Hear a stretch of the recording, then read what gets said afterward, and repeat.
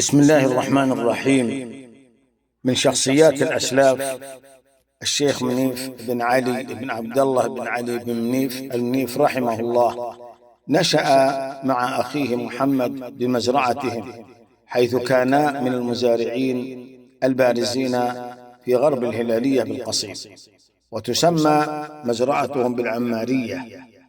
وقد تزوج وهما في هذه المزرعة، ثم ارتحل بعد الزواج، ذهب إلى ملك لهما في البدائع يسمى المطيرية، وعاشا فيه فترة من الزمن.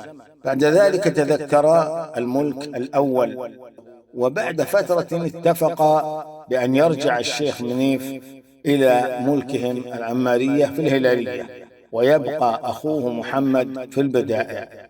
وفعلا قد حصل ما أرادا، وبعد مضي فترة من الزمن اشترى الشيخ منيف سيارة تسمى لوري للعمل عليها في النقل، وبدأ العمل عليها، وذلك أنه استأجر لها سائقا، حيث أنه لم يكن قد تعلم فن القيادة، وعمل بذلك زمنا ليس بالطويل، لأنه حن إلى عمله المألوف وهي الزراعة، فترك هذا المجال وعاد إلى الزراعة في ملكه بالهلالية، ثم التحق بعد ذلك بالعمل الوظيفي، حيث افتتحت المدارس واحتاجت إلى الإداريين والعاملين، فعمل بوظيفة مستخدم ومراسل في المدرسة حتى بلغ 60 من العمر، ثم تقاعد بعد ذلك.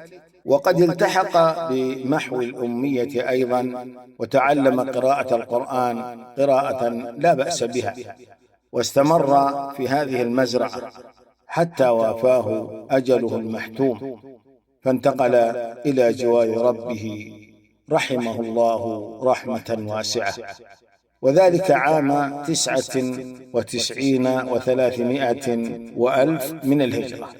وقد كان رحمه الله كريما فاضلا حسن المعشر، وقد عاهدته، فقد كان من أعز أصدقاء والدي رحمهم الله. كان يستقبل الأضياف بالبشر والترحيب، ويضع لهم ضيافتهم، ويتحدثون من أطايب الحديث والأمثال.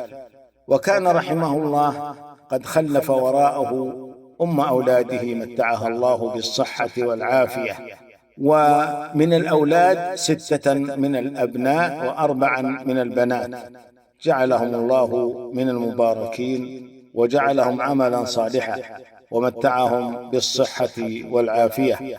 وصلى الله وسلم وبارك على نبينا محمد وآله وصحبه أجمعين.